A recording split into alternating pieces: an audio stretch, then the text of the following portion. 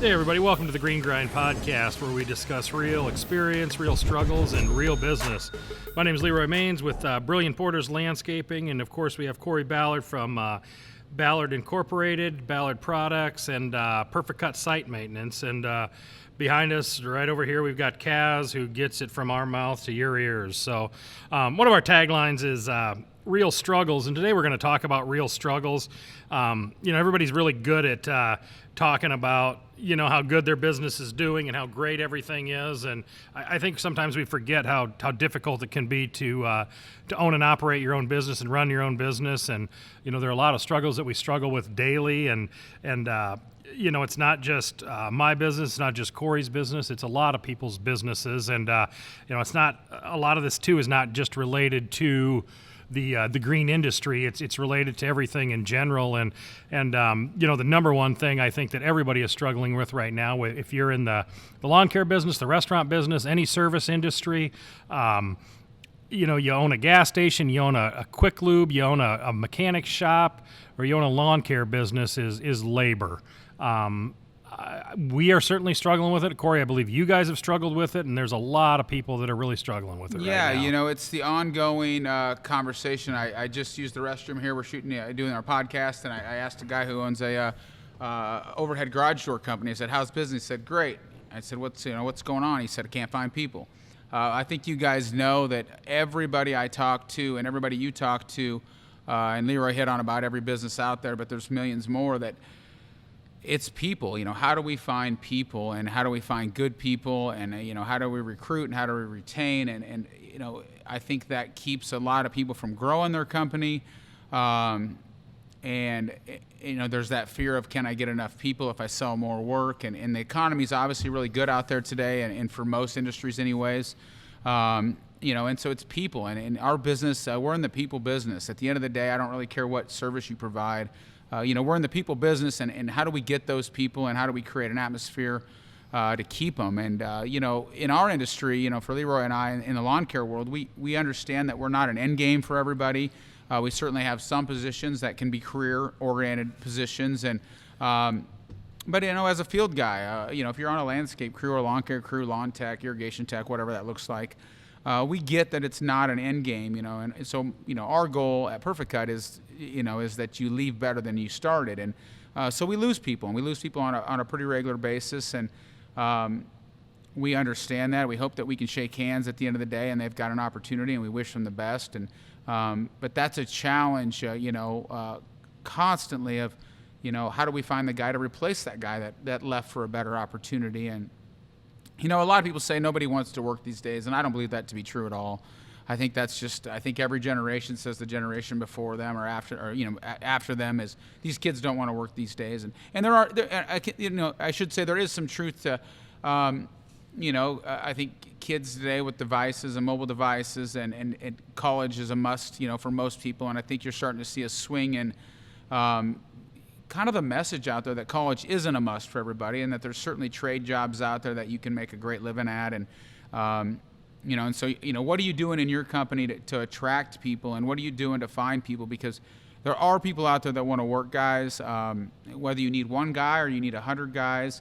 My goal always is, how do we create an atmosphere that, if we need 50 guys or 20 guys, doesn't matter the number, how do we get the best 20 that are out there? And, so there's certainly a lot of different methods to go about it, and we'll talk a little bit about, some things you can do to find people, and that's the first part of the challenge. First, you got to find them, then you got to keep them, and, create that atmosphere and culture that they're going to want to stay, and they feel safe, and they feel valued, and their opinion matters, and they can make a difference. And, Leroy, you're gearing up for the season, and you're going, and,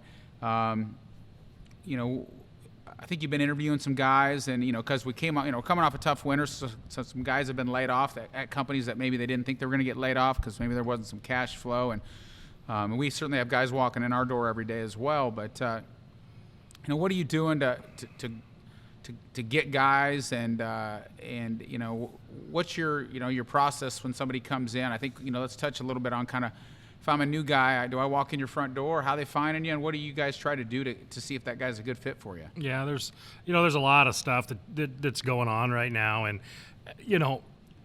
I hate to say it, but the day of putting an ad on Facebook, hey, we're hiring is over. It's over. You're not going to get much quality, from those people, and you may find a diamond in the rough on those things, but just the basic job ad out there is not cutting it anymore. And I see guys on Facebook, hey, come work with us, we're fantastic, blah blah blah blah blah, and it's like, really, you've got to set yourself apart. You've got to think outside the box just to get people in your door to even apply anymore. And a couple things that we do is, we talked about this a little bit, is post an ad. We're doing open interviews today. Just come on in and we'll talk to you immediately. Nobody wants to submit an application and they don't want to talk to you, if it's going to sit on somebody's desk for 3 weeks. And let's be honest, if you're a guy that fills out an application and sitting there for 3 weeks, you're not a guy that wants to wait 3 weeks to go to work. You want to work, you want to start Monday. Absolutely. And so, getting to people immediately is going to happen, because if you're not going to do it, somebody else is, in this market. Yeah, everybody's hiring, so just the way it's going to work. It's kind of quick in the day. Absolutely. So, that's one of the things that we've tried. Hispanic newspapers, Hispanic grocery stores are great ways to try to do that. It's a little outside the box, a little bit different, and that works. And we've had some pretty good success with high school kids, believe it or not. We go out west or north, even to some of the farm communities. If you're in an area that you can, pick up a farm kid with a little dirt on his boots, those kids will break their back for you, and they'll work hard and they'll do really well for you. And we've had some success with that, and getting some kids from different communities that have grown up and work and know how to operate equipment and those types of things, and that's been fairly successful for us as well. And I truly believe that getting them in the door and getting them there is half the process. But what's it like when they come into your office? Are you prepared for them when they come in?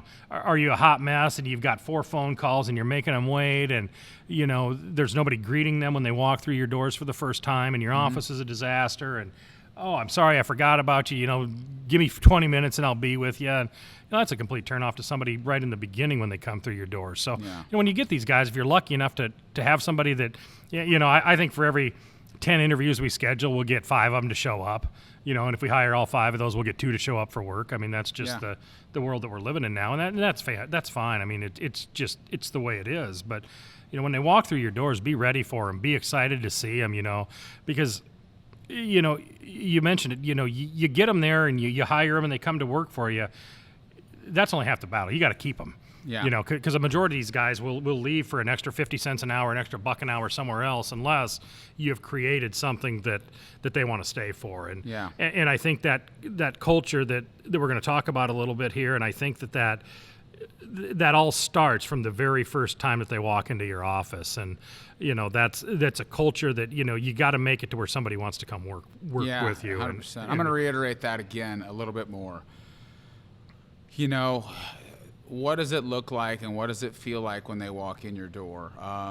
And are you on time? Are they on time? I can tell you right now that if you're not on time for an interview with us, you're out. We don't play those games. If you're late for the interview, we just already feel like that's probably not. That's going to be an ongoing issue. Now, not to say the guy couldn't call and say, "Hey, I'm in traffic. I apologize. I'm going to be 5 minutes late." That's a responsible thing to do. But if you show up late to an interview, that's a done deal for us.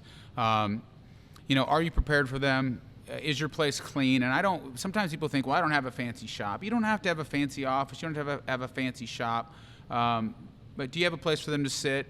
Can you have an interview that's not distracted with your cell phone ringing? You're looking at your text messages. Your office gal walks in and asks a question. They have to feel like their time, and it's not a long interview, guys. When you're hiring laborers, maybe you have them in there for 15, maybe 20 minutes tops. And are you prepared with some questions? I think it's important to have some questions. And dig in a little deeper on the questions. Find out what their hobbies are, what their goals are, what do they enjoy doing. I think for us, it's we try to hire character and we train skill. we've had, I see a lot of guys saying, I'm only looking for guys with 3 years of lawn care experience. In my experience, that has not worked well for us. We bring a guy in that worked for Joe's Lawn Care, and he comes in and he starts telling us how Joe did it and blah, blah, blah. And I'm like, well, Joe's not in business anymore. So here's how Perfect Cut does it, or here's how and so we have found in our experience, not to say that occasionally you won't get a guy with a little bit of experience, and that's certainly you kind of beat the learning curve and that works out. But we have found that if we hire the right character, the guy that's got, it's honest, he's on time, he's looking for opportunity, we can train the rest of it. And we also like to talk a lot about kind of career path. We typically tell some stories about guys that started with us at the ground level, and maybe now they run a team of whatever it looks like, 5, 10, 20 people, so that they know that this is a company where there's opportunity for them. And then when you do hire them, what does that look like? We try to make it very clear, what their first day is going to look like, when are they going to get uniforms, is there an orientation video, or will there be someone to meet them and greet them on the first day to walk them around the facility so they know where everything is. Try to get them as comfortable as possible. And even if you don't hire them, I want them to leave the interview feeling like, I didn't get hired, but boy, they were respectful to me. And so that's important to me, and it should be important to you guys as well. Because some of us know 3 minutes into an interview that it's not going well, right? Yeah. And you're probably not going to hire that guy. Give him the respect. You can cut it a little short, but give him the respect of at least saying, all right, maybe this isn't the job for you, or maybe we don't have a good fit for you, but give him the respect. And if you do hire him, I want that guy to go home and maybe tell his, significant other or parents or whatever the situation is that, hey, I think I'm at a unique company. I think they showed me around. They told me a little bit about their history. They walked me around the facility. We talked a little bit about safety, and I watched, we have a video, which maybe you don't have. I get that, but you can tell the story about how you started and what's important to you, kind of your core values. That guy is going to care more about your company when he starts day one. And, we were at a deal this week, and a guy said, most people give 80% of their effort at their job. So how do you squeeze that extra 20? 80% works for some guys, and that's okay, and that might work. But if you can squeeze that extra 20 somehow, that's a huge difference. And so I just want you to think about when you're hiring, when you're interviewing, and I talk to guys all the time. I interviewed a guy in my truck the other day. I get it. Sometimes you're just on the go. I can tell you guys from experience, we used to interview guys. I would interview them myself, and I'd throw them a T-shirt, and they were in a truck the next day. Sometimes it worked, sometimes it didn't. So we all learn, but today we try to give them a much better experience, and typically we find that the more we put into the front end, the better we get out of the back end, and the longer they stay with us. And not to ramble on too long here, but check when you do hire that guy and he gets started. Is there a checkpoint before he gets his first paycheck on Friday, if that's how you do it? Just take 5 minutes with him. Is this the job we hired you for? Do you feel comfortable? Do you feel safe? Do you feel like you're being trained? How have you been treated? It goes a long ways to find out, you might find that, you got a guy that's been treating him poorly, and maybe you can head that problem off or not. But, make them feel valuable in your company, and they're most likely going to stay. And then we have a 30, 60, 90 checkpoint as well. So we really try to figure out, because we found that we were losing most of our guys after 30 days. So we felt like if we communicate and have those conversations early, our results are much better. And we're very honest in our interviews. I hope you guys are honest and we don't try to sugarcoat it. We kind of give them worst case scenario. It's hot. It's tough. We're going to maybe work Saturdays. You might pull a 15-hour workday. If it rains 3 days in a row, we might work till 9 o'clock. We're not trying to scare them. We're just trying to be honest. So don't sugarcoat it and say, yeah, it's pretty easy out there, and we never work Saturdays, and we always get off at 5:30. If that's not the case, you might scare a guy off, but that's okay. He wasn't going to make it anyways. Yeah, we promise air-conditioned lawnmowers to them typically. Yeah, well, let me know how that works for you. Yeah, no, I agree. And you mentioned training, and I think training is huge when you bring a new employee, and if they've worked for somebody else, or whether they're not going to do it your way, and most people leave jobs because they're not comfortable with what they're doing and don't know what they're doing. And I can't tell you the number of times, and we've all done it, you're hired, why don't you start tomorrow at 8 o'clock, and by 8:15 they've got their t-shirt on and they're in the truck with Greg, and, off they go for the day, and Greg's training them. Well, Greg trains them by, Greg's mad at us because we didn't give him the raise he wanted 2 weeks ago, and so he's already, before they even get down the road to the first stoplight or the first gas station stop for the day, Greg's already told him how shitty it is to work here, and that's that's their first view of your organization, and I'm here to tell you, you don't want that. You want them with your best people the first day for sure, if not the first 2 or 3 days, if you can swing that. And I understand some guys can't. They're not big enough. They can't front that cost to do that stuff. But we've got a checklist that. They come in the first day, and this is what they're doing. They're learning who the people are in our company. They're learning how to punch in. They're learning where to park at. They're learning what dumpsters to use.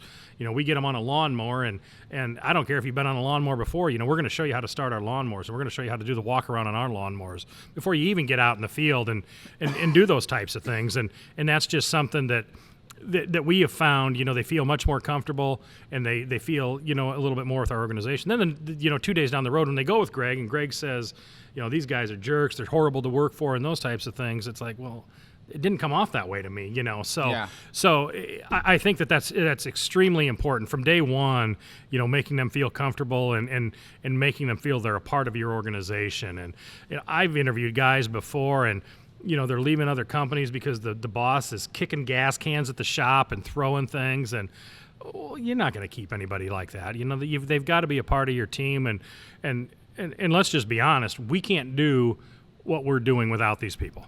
100%. It's the facts. I mean, it's the absolute fact is we're not going to grow our company, and we're not going to do anything without the people working for us. I can't do it all, and my 3 other managers can't do it all either, and we've got to have these people, and it's extremely important to have them. So, that's just, I believe that's huge. And, and keep the ones that you have, like we've talked about, keep them happy. Don't make them ask for raises, give them raises when they should have raises, make sure that they're happy. We implemented something just this year coming up called People First at our organization. And, it's a deal, and we're going to give it a trial run, but it's something, these guys working for your people. They're flat out, they're people, they're human beings, and one of the things we have learned is if we take care of these guys, they're loyal. Man, they are loyal, and not just to I would say almost some of them to a fault even. If they come to you and they're short, $20 on the day, or they can't put gas in their car, rather than saying, well, you're coming to work on Monday, why don't you have gas, give them $20 and help them get some gas in their car. Help them out. They're people, and just like we struggle in our life, they have struggles too, and probably struggles that we can't even imagine some days. And, our office staff is all going through the process of learning of what does this mean to be people first, and we're going to implement this culture in our organization. And I really think it's going to be something that helps us down the road. Hey guys, stick with us. Just a quick word from our sponsor. Are you looking to be more efficient, effective, safe, and profitable out in the field? Ballard Products has a full line of innovative products to help you in your everyday operations. From mower gear, trailer gear, backpack sprayers, equipment racks and storage, safety gear and equipment servicing products, and much, much more. We're sure you'll find something you can't live without. With over 30 years in the lawn care industry and 20 years selling great products, we're confident these products will meet the use and abuse of the everyday lawn pro. Jump on Ballard-Inc.com to check out the full line of gear, and be sure to check us out on Facebook, Instagram, and YouTube as well. Keep grinding and be safe out there, friends. Yeah, it's a great point. And, and I think you have an impact every day. You have an option every day to impact their day negatively or positively. And so what does your morning look like? What's it look like on day one? What's it look like always? When they come in, are you organized? If you have managers, are they organized? Do they know what their day looks like? One of our operations managers, we kind of call him a coach because, he's involved in wrestling. He's just a great guy. And he spends a lot of his time just talking to guys. We don't know what happened the night before. Maybe they had an argument with a spouse. Maybe a car broke down. Maybe they're struggling at home. It doesn't, and we can pull those guys aside. So we try to check, kind of check their temperature each morning. I think it's crucial that you're out in the parking lot or however you dispatch and disperse your people in the morning. giving some knuckle bumps, find out what's going on. If you see a guy struggling, you pull him aside and say, hey, Joe, what's going on? I'm just me and my wife. And you talk him through it just real quick, and you say, hey, bud, can we agree that, it won't affect your work today? Come see me at the end of the day, see if I can help you out. Maybe you make a visit to that crew that day. Maybe you stop by at noon and bring them some Gatorade, and you say, hey, man, your day going better? People first is a great point. When we were strategizing with our team kind of on what we're doing, when we go through the list of issues, it starts with people, customers, and then issues. And we categorize them like, without our people, it doesn't matter. We can't take care of our customers. So when we strategize on how we're going to attack issues in our company, we start with our people. And unfortunately, guys, we know it's not an end game for everybody, so we can't keep them all. And sometimes there's outside of work things that happen that we can't control. But you've got to be a mentor. Right? We're in the people business, and you've got to be a mentor. You got to be, I always like to say, firm but fair. You got to be consistent. You got to be really cautious not to favor your favorite guy, and you treat one guy different than the other, or you let this guy off early, or maybe you give, and you start giving these random raises. We do raises twice a year based on our review. We stick to it. A guy walks up to you on Friday morning and says, I need $1 an hour more or I'm leaving. You give him $1, okay? He doesn't. So you all you did is smack a huge Band-Aid on that dude. He stays that day. By the way, now he's making more than a guy that's been there a year long. Your system gets all screwed up. Even if you got 2 guys or 20 guys, it doesn't matter. Sometimes you have to have those tough conversations. When hey, if you have to leave, I understand, but I'd like to meet with you Monday morning, or I'd like to meet. Can you come in 15 minutes early tomorrow morning? Let's talk about what's going on. Let's talk about why you think you deserve a raise. Let's talk about your attendance. Let's talk about your performance. Are you a guy that can train new guys? Are you a guy that's responsible? Are you a guy that takes care of your equipment? Have those conversations, because I've done it. I've walked in the office and say, hey, give Joe and Jim both $1. They were leaving today. And you know what, guys? 2 weeks later, they're asking for 50 cents again, and now we just get into this vicious cycle of just throwing money around, and now he told him and he told her, and now I got to give 4 raises to correct the 1 raise. And it's that the tail's wagging the dog. I mean, who's running the show? And but we run our business based out of fear sometimes, and I've been there. We've all been there. And like, how am I going to replace him? It's June. How am I going to replace him?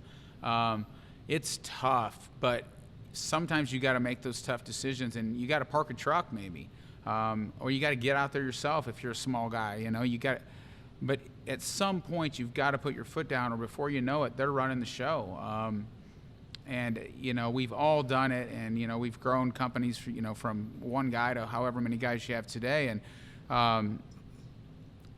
we have such a fear of losing good people that we tend to make poor decisions. And those guys know when they hit you on a Friday morning or a Monday morning, you got a full route for them, and they ask for that raise, and they're asking for the raise in the parking lot just as they get their route for the day. They got you in a tough spot, So think about how you're going to handle those situations, and you got to say, hey man, I'll meet with you after work today. Let's talk about it, and let's talk about maybe what's a career path look for you. We're working on a deal where we show career paths, and if you want to, you can be a ground guy and a foreman and a senior foreman. And what does that look like? And then what skills do I have to learn to get there?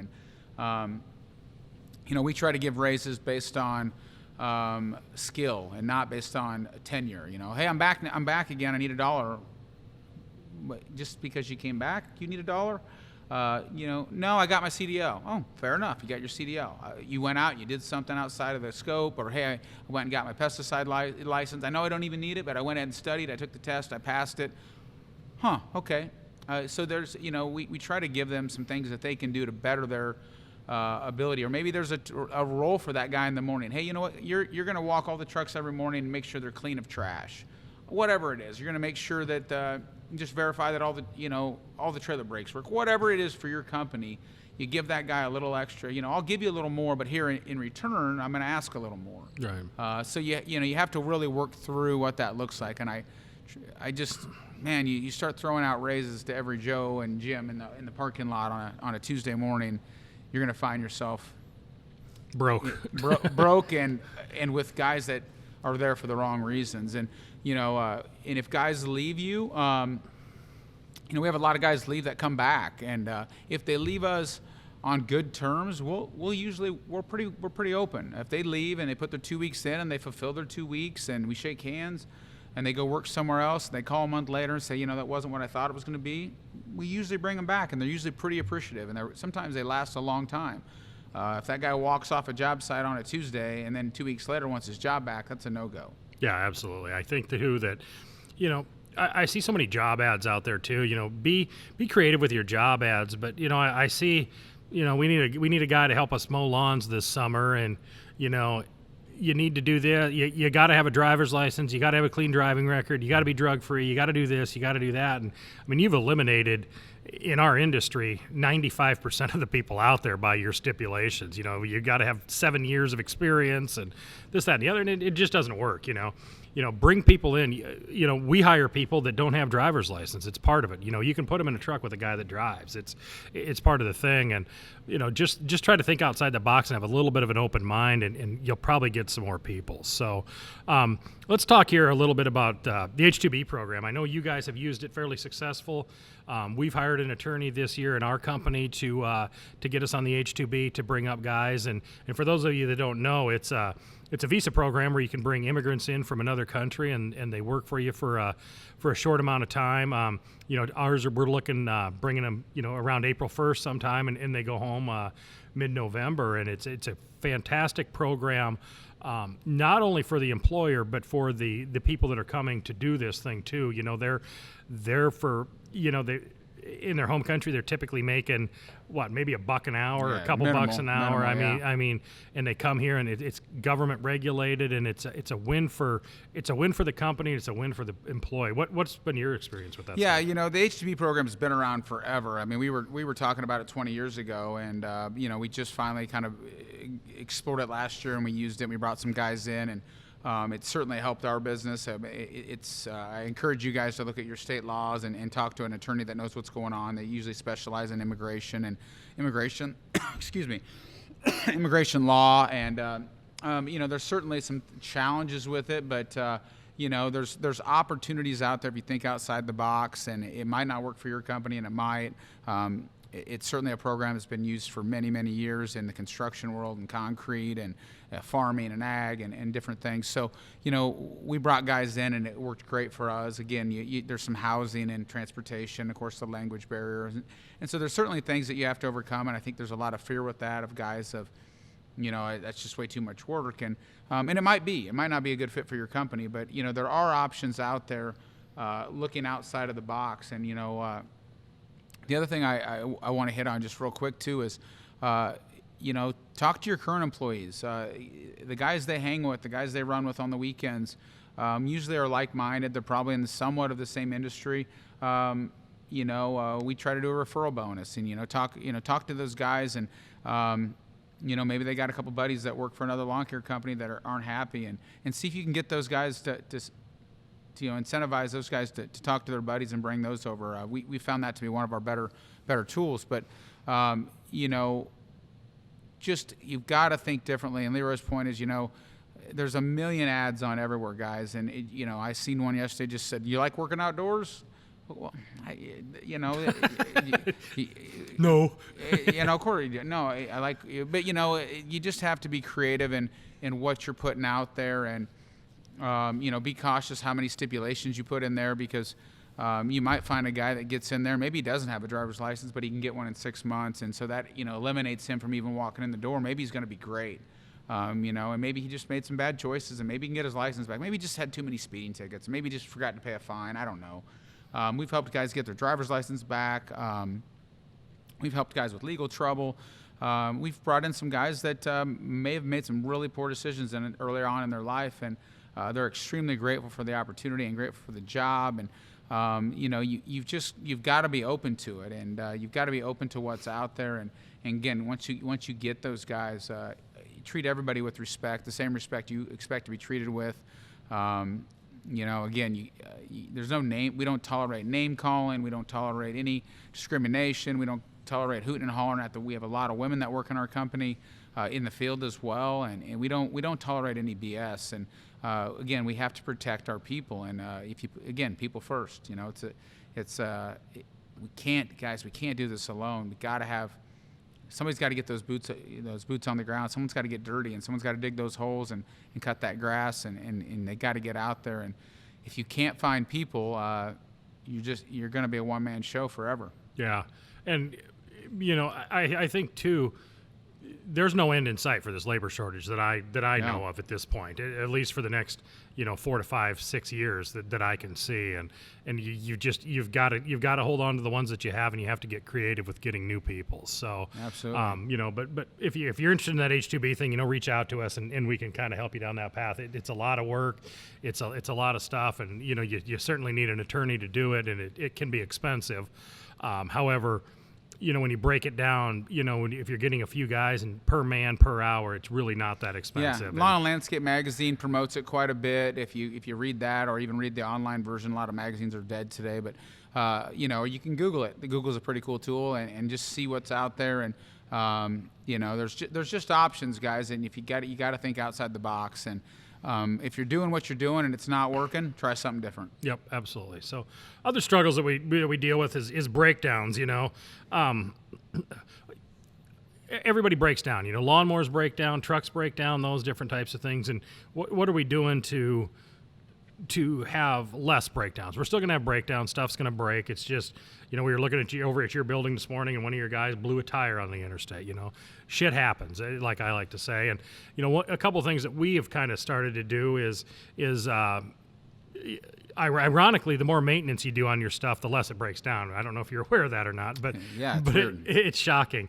And some other things that we've done is we're fortunate enough that we're able to buy either new or newer vehicles, and that's one of the things that we've switched to.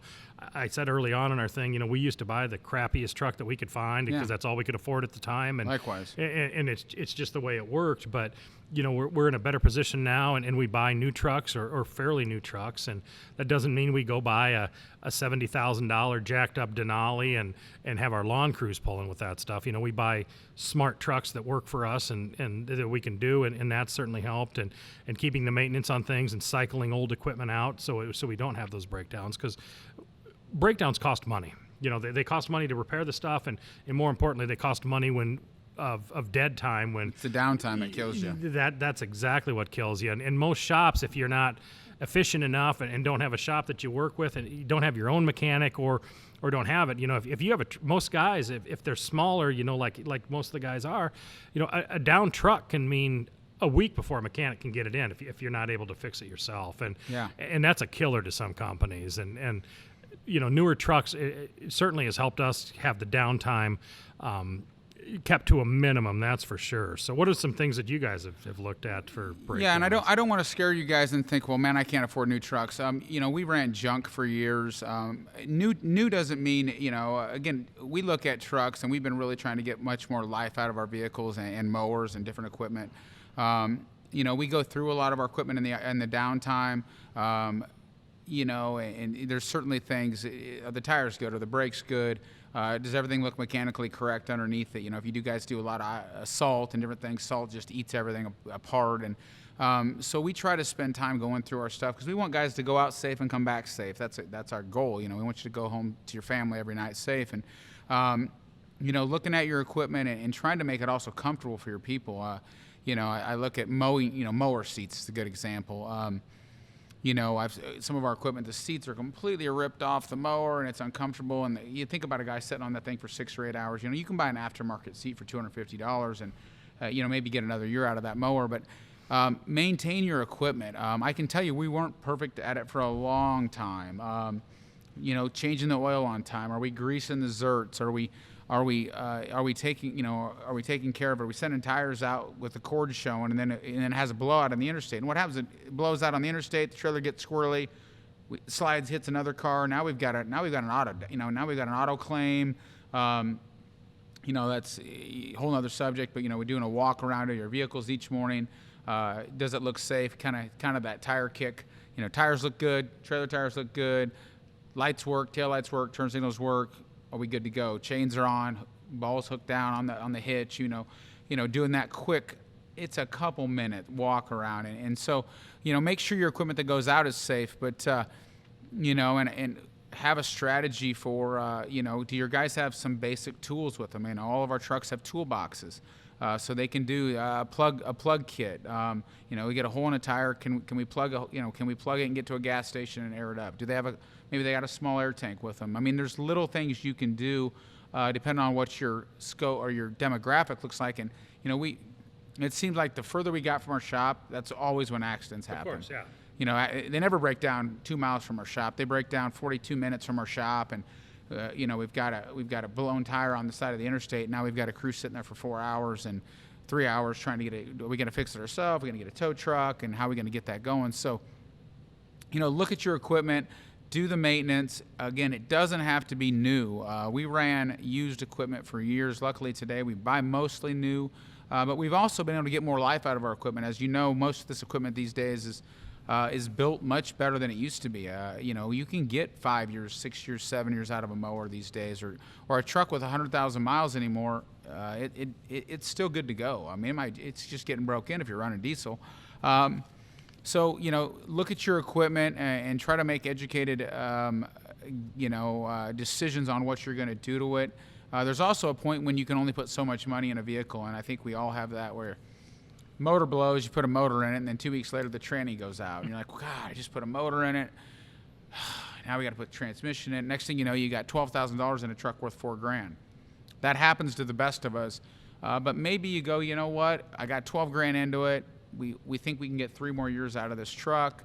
A new one was going to cost us $35,000. Does that make sense for our business? And some of you guys are the mechanic. A lot of you guys that run small companies, or you're the owner, you're the bookkeeper, you're the mechanic, you're the salesman, and maybe you can wrench on some of those trucks. So maybe you run some older stuff that you can actually still wrench on. Any more of these trucks, if something goes wrong, most of us, speaking for myself, I can't fix anything. You got to take it to the dealership, and then there's a wait. And to Leroy's point, maybe they can't get you another machine. If you're buying a lot of mowers, if you've got even a couple crews, find out if your dealer's got a loaner program. If you buy 4 new mowers and one goes down and it's on warranty, do they have a demo unit sitting there? Most of them will. Might not be the exact machine you're running, but they're most likely going to have a machine that you can use while yours is getting repaired. And so ask those questions from your dealer when you're buying equipment as well. What kind of warranty do I have? Obviously, that's fairly standard with the manufacturer. But if this goes down, do you guys have any loaners available, and what's that look like? And we buy a lot of equipment, so we typically have a pretty good arrangement for loaner equipment, and we have some backup equipment these days. But I can tell you, many years, if a truck was down, we were down. And now we're a day behind, and now what do we do with the guys? And that starts costing you a lot of money again. And I talk a lot about pennies equal nickels, nickels equal dollars, and before you know it, it's you're losing money, and that's the difference between being profitable and not profitable. Yeah, absolutely. And the maintenance portion of the thing, if you can keep your maintenance up, a lot of your breakdowns aren't going to happen. Or your truck, we have trucks, and we take him into our mechanic, and he calls me up. He's like, Leroy, I can tell you that, they've been hearing this noise for 6 months on this thing. And, and they probably have, the radio's probably turned up, or it's something like that. And, if you start hearing some noises that don't sound right in your lawnmower or in your trucks or whatever, get it in, because, the longer you let that stuff go, typically the more money it costs you down the road. And do that general maintenance, and check your oil every single day, and do those piddly little things that don't seem to take a lot of time. And people tend to forget them, but man, they can cost you so much down the road. Yeah, the rain days. One of the things we used to do back in the day is rain days. We'd bring everything in on rain days, and that was our opportunity to go through everything. And use those rain days. Don't just send everybody home and everybody takes off and kind of like it's a day off. Use those rain days to your advantage. Bring your equipment in, and that's a good day. Blow out the filters, check the oil, change the oil. Maybe we're going to put some new blades on, scrape the decks, run through the trucks. Because you're right. The brakes have been scraping, and now we're through the rotor, and all it needed was $50 brake pads. Now it's $250, right, $300, absolutely. $400, and so there's certainly things you can do. On those off days. You got a couple trucks, bring them in, take a look, do an inspection, open the hood. You know, are the wipers good? Are your guys going to be out in a rainstorm and you're missing a wiper, and now your windshield's scratched, or you know, cracked windshields? You know, we use those days. You know, those mobile glass companies will come in, replace your windshields on those days when it's raining. They'll come in and out in an hour. You've got new windshields in. I know it costs money, but it's illegal, first off, to have your windshield cracked. But it's a danger. It's a safety thing as well. And maybe there's rock chips. Those guys will come in, fill that rock chip. Maybe you don't have to replace that windshield after all. Yeah. Yeah. One of the things we've done too is, and we haven't done this the last couple of years, but we need to get back to it, is we talk about the walk-arounds on trucks and, you know, trailers and those types of things. Is we used to take $5 bills and hide them occasionally on by the safety chains or something along those lines, and see if these guys are really, you know, and as soon as they caught on that there was some money there, man, they were checking those things every single day, you know, or somewhere by your air filter on your lawnmower, you know, or your oil, something like that. Yeah. You know, hide a couple bucks back there and see if they can find it, and, you know, tell them it might be there. It's like an Easter egg hunt? Yeah, basically it is. But you'd be amazed. Every day they'd come in and those safety chains were checked. You know, that stuff was checked, and it worked well. And I don't know why we got away from it, but we did. So. Hey, I might. What time are you doing that? I'll swing by. Yeah. I'll swing by. So let's talk about, you know, another problem that everybody has that we hear constantly is, you know, I can't find any business. You know, the Joe's Lawn Care down the street's mowing grass for $40. I can't mow grass for $40. You know, we don't deal with it. I mean, I'm sorry, we can't mow it for you for that thing. What are some of the things that you guys have tried to do to? Yeah, you know, our business is a little different today because we're primarily commercial, but it's still a price-driven business. And you know, I've said in every podcast we've done is their magic word is no. You can say no at any point if it doesn't fit your business model. I had a guy yesterday tell me that the customer dictates the price, and they don't. They said the customer told me they'll pay $45, so that's what I have to do it for. I said, you don't have to do anything. You know, what are you doing to bring value to that client? You know, ease of transaction. Maybe you're invoicing through email. Maybe they're able to pay through an app. You know, what are you doing to make that transaction easy for your customer? I'm kind of talking to you guys that do residential, which is, you know, a bulk of the guys out there. You know, I throw this stat out because I think it's accurate. 86% of the lawn care companies in the U.S. have less than 10 employees. So that's the bulk of them, right? And are you guys all fighting for the same gas station on the corner, the same bank on the corner, the strip mall on the corner? And, you know, find out what that customer values. You know, when you're going out there and you're doing some cold calls, or maybe they're sending you a bid packet, you know, ask the right questions. Are they happy with their current provider? You know, maybe you already know who they're using, and you can use that to your advantage or not. It doesn't really matter, but I like to know who they're using, and maybe then we can kind of strategically kind of talk about what we do different. But you know, ask them. You know, what are the, you know, the deciding factors going to be? You know, how are you going to choose your next provider? Well, low price. Okay, well, if you know that going in, you can make a decision at that point. If low price makes sense for you, and it might. Maybe it's next door to a place you already take care of, and you think you can be competitive there, and you're already unloaded. Maybe that makes sense. If you know up front that low price is their decision, I challenge you to think about, is that a relationship that's a win-win? Is that a partnership you want? They're only using you because you're low price. They don't care. They don't care if you make it. They don't care if you close up your doors at the end of the year. They're just going to select the next guy that was the next lowest price. So, you know, look for customers that value partnership, and that includes residential 100%. They want to know someone's going to show up when they say they're going to show up every week. They're going to do a quality job. They're going to use the right equipment. I truly believe this. They'll pay you $5 or $10 more than the next guy if you do a quality job week in and week out, and you do exactly what you say you're going to do. And also, there's some add-on value. You know, maybe you let them know, hey, I was at your site, and you know, you really need to get those shrubs pruned up. Hey, your tree elevations are so low, I can't get underneath them with the mower. We'd like to raise the canopies a little bit, or you know, I'd like to. You know, it's a little bit slow in August. Can we stick edge? I'll do it for free, or I'll not do it for free. I mean, whatever. Add value. Create solutions, let them know that you're taking care of their property. And if you do damage on properties, guys, we do it all the time. Maybe we mow and it's just too wet and we slide and tear up some turf. Maybe we hit an air conditioner. Maybe we hit a fence. Tell on yourself. Let the client know, hey, you know what, we were out today, and unfortunately we caught your fence in the back. Let me know if you have a contractor in mind to replace it. If not, I'll get it replaced for you. You know, give them the corrective action. versus them walking the dog and realizing that the fence has been bent, and you're like, I didn't do that. Well, yeah, you did, and so. Or worse yet, it's their neighbor's fence that you hit. Yeah, let them know if you did some damage, and let them know what you're going to do about it. It sucks. Nobody wants to pay for it. I get it, but I think that starts to create a relationship and a trust and a value and partnership, so that when you do raise your prices next year, $5, $10, whatever it is, could be $100, you start to build value with that client, and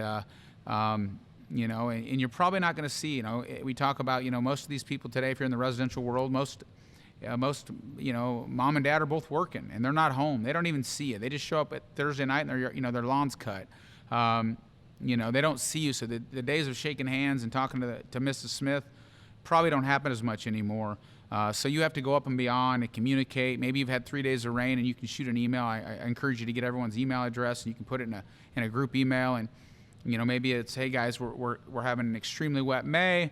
We're falling behind on schedule. Here's our game plan. And we don't want to mow your turf when it's super wet. We're going to do more damage than it's worth. We may need to double or triple mow. Your site might not look its best the next couple weeks, but we assure you we're going to get it back on track. I know you're typically a Thursday mow, but it's rained 3 days in a row. We're going to get you cut Saturday, and then we'll get you back to Thursday next week, weather permitting. Just have that open communication, so they don't have to call you, because then they're going to call, and then they call you and say, where are you at? And then you say, hey, didn't you notice it's been raining for 3 days? You can head a lot of that off by just communicating up front, get in front of the game. Yeah. We don't participate much in the lowball market or in that type of thing as well. And, we try to build value in our organization. Our guys are in uniforms. We put them in uniforms. Everybody looks the same when they show up on the site. I've seen so many times where, I see a guy on a zero turn working for a company and he's got his shirt off, and it's like, well, that's nice. And maybe some companies like that. I don't know, but that's not us. And, we buy newer model trucks, and we've spent money on our branding and our logo and all those different types of things. And that all costs money. And as a business owner, I see a value in that. Yeah, absolutely. Customers see a value. Let me phrase that. Some customers see a value in that, and some don't. And that's okay if they don't see a value in that. They want the guy that's working out of his garage, and that's fine. They'll always be that guy, and they'll get him. And it's just one of those things where you've got to set yourself apart a little bit, so you're not playing in that lowball market. And and if you want to continue to play in that lowball market, by all means, feel free to do so. And there are a lot of guys that can do that. There are a lot of guys that can make a living doing that, and that's okay. It's just not our organization. But yeah, I think it goes back to what are your goals for your company? What's your business model look like, and where do you want to take it? And we all know that in the beginning, guys, we take work we probably shouldn't, and we do that. But as you grow your company, you then have the opportunity to decide what accounts make sense and don't, and you can start to weed out the ones that don't make sense. Maybe they're late payers.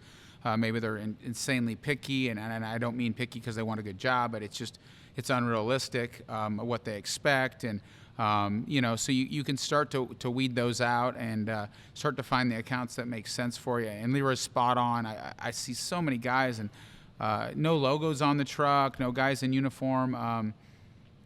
Get a door magnet, let people know who you are. I mean, if you stickers might cost you a couple $100, but if you want to grow your company, and I also think it means a lot to your employees, don't they want to feel like they work for a company that be in a uniform and get them something comfortable. We went to a nice kind of it's a dry fit, so it helps. It's not a thick cotton heavy shirt that you're dying in the summer.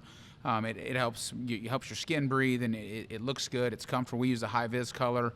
We want our guys to be seen. We want guys to be able to recognize when our people are on site. If they need to talk to somebody, they can see who they are. I talk to a lot of guys about getting business, and they don't have the name on the truck. Their guys aren't in uniform. How do you want to be perceived? And I always think if you ask people if they've heard of your company or know who you are, what will they say? And what will your employees say? If your son, if one of your employees is at your son's, Little League game, and they say, I work for Joe's Lawn Care, are they going to be proud to have that Joe's Lawn Care hat on, or are they not going to be proud? And I want our people to be proud of who they work for. I want people to know who we are.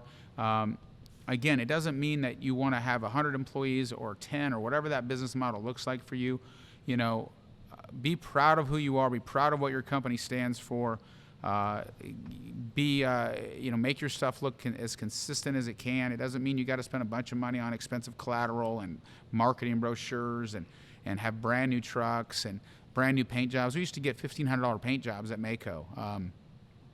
They looked, as Stan says, it was a 40-footer. It was good for 40 foot. Who Looks cares? good from 40 feet because they're not inspecting them. But are you washing your trucks? I mean, showing up with a muddy truck and you open the door and 2 Mountain Dew bottles fall out or cans fall out and a guy's smoking on a job site. We have no smoking in our trucks and no smoking on our job sites. Has it happened? Of course. I go by and I see a guy smoking on a lawnmower. It just blows my mind. So I'll get off my soapbox now. But I just want you to think about how you're portrayed in the marketplace. And if you're trying to grow your company, if you're listening to this podcast, you probably are because you're curious and you want to know how I can better myself and better my company. If you're not, you're probably not listening to a podcast. You keep doing what you're doing, and that's okay. I have nothing against guys that, they got 30 residentials and they do that and they don't work for somebody else, and that's okay, man. There's a ton of guys doing that, and keep doing what you're doing. But if you're wanting to better your company, wanting to better yourself, there's a ton of information out there on our podcast, other podcasts, YouTube. There's great information out there, and it doesn't cost money, guys. It doesn't cost money to educate yourself. It doesn't cost money to look at what the big guys, one of the things we did as a company when we were super small, what are the big guys doing? Let's do that. Right, absolutely. I always wanted to look, when we had 2 trucks, I wanted to look like we had 20. When we had 5, I always wanted to look bigger than we were because we thought if we followed that business model, it would work. Our trucks are all blue. Would it be easier to keep them white? Absolutely. Do I want to buy a brand new truck and paint it blue every time? No. But that's just who we are. Those are our core values, and we stick to it. And so, do your employees know what your core values are? Do they know what you stand for? I'm kind of rambling here with that, but I want you to think about your company, and, you can write down on paper, who do you want to be, and then what do you got to do to get there?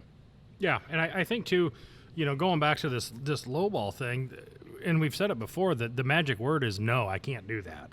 And we got out of the residential market here a couple of years ago, and we have a select few that we do, and we do one for one guy, and I'll never forget it, a couple of years ago, and we were just struggling, man. This guy was high maintenance and he was brutal to work for, and he looks right at me and he goes, Leroy, I don't care what I pay, I just want it done my way.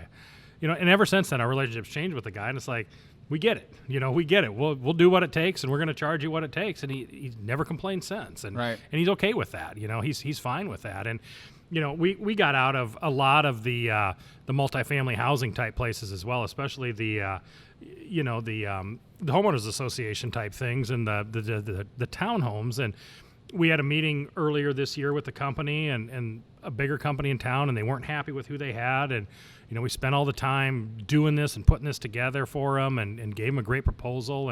And we got an email today that basically said, a couple of them were on and a couple of them were off. And I know that we were high on one. It's on the north side of town here, and we're 25 minutes away, and it's 130 some driveways, and we bid the snow like the snow should be bid, and yeah. That's one of their problems, is they're having trouble with the snow removal, and we bid it like it should be bid, and she just flat out said it's not in the budget this year, and that's okay. Yeah, that's fine. That's fine. We're okay with that. It's kind of on the fence whether we wanted it or not, because like a 6-inch snowfall and we got 25 minutes to go, it's going to be a pain in the ass. And on some of those townhomes, you're not keeping one person happy, you're keeping 125 people happy, and it's some tough. of them can be brutal, and if you're heavy on some of that stuff, man, it's tough. And it's tough. So again, it just leads me back to figure out your model and what clients can you serve and serve best with the equipment you have and the people you have, and go after that, and try to be different than what the other guys are doing, and try to be obviously be a guy. I say it a lot, be a guy that people want to do business with, be professional. If you're not the best guy on the phone, get somebody who is. Or if you're if you have an opportunity to have a team, a small team around you, maybe somebody else in your company's better at customer service. I know in my case, they quit letting me do customer service a long time ago. Yeah, and they should have. But and create that partnership with your people. We took over a senior housing community last year, and we just re-upped with them for several years now. And one of the things they're wanting to do this spring is a fundraiser to help their organization and their foundation and stuff. They want to sell, some annual hanging baskets this year, and we're helping them with that, at no cost. We're not doing it to make money off of it, but we're guiding them through this, and we're getting them some plants at cost and stuff that they can sell for a profit. It's stupid little things like that. I shouldn't call it stupid, but little things like that go a long way with these people. Yeah, it's added value. Yeah, and they absolutely love it, and we built that relationship with them. So, Yeah, definitely. So, guys, again, we appreciate you listening. We've got some great guests that we've had on, and great guests coming. We're going to continue to try to bring you guys guys that are in our field. As the year changes, we're going to talk later this fall with some tax guys and some guys that are bigger in snow removal, and try to keep bringing you stuff hopefully that's relevant to your business. Leroy and I have different size companies here in Des Moines, and so we know sometimes it's not the same when we talk about what we do in our business. If you're just running, you're just looking for a second guy, you're just trying to get crew number 2 going. And so, we're going to try to get some more guys in here. And if you listen to a few of our other podcasts, these guys are in smaller markets. And, we just want to bring consistent podcasts to you guys and be really honest and open about what's going on out there, and, how you can better yourself, better your company, and help grow our industry. We love our industry. We think lawn care and the industry itself is great. It can lead to a great lifestyle for you and your family if you do it right, and knowing your numbers and saying no when it doesn't fit. So we hope you guys are safe out there and have a great 2020. We'll wrap up with kind of giving you some information on how to find us, and then, and we'll promote these and let you know when they're coming. They can be found on all the different platforms, Spotify, iTunes, and so Leroy, how do they find us online again? We're on Facebook, The Green Grind. We're on we're not on YouTube yet, but we're on Instagram as well. My personal stuff is Brilliant Porters. You can find us on Facebook, Instagram. I know they can find you on Ballard Innovative Products as well, too, on all your stuff. Yeah, Instagram, Ballard Innovative Products, or Ballard Products. We have 2 channels on there, unfortunately, and then through Facebook. I'm also in the product business. We sell a lot of products for landscape and lawn care professionals to hopefully make their business more safe and effective and efficient, and they're all products that I think make sense for the business. I don't sell anything that I wouldn't use myself, so just a kind of a shameless pitch to that. But and if there's something too that you guys want to hear that we're not touching on, by all means, shoot us an email or a message through one of those platforms, and we'll be happy to take a look at it and see if it makes some sense. Yeah, or if there's a guest, if you say, hey man, I know a guy in my area that's running a great company, we'll get him on. I think we know enough people. Hopefully we can get him on and hear how his story, and again, we want to inspire you guys and tell stories of, we don't want to just come up here and talk about rainbows and unicorns, because as we all know, that's just not how it goes in our business. And so running a business is tough work, guys, and if you expect it to be anything different, I'm here to tell you that it's not. It is tough work, and so keep grinding out there. Be safe. I hope you have a great 2020, and we appreciate you listening. Thanks, guys.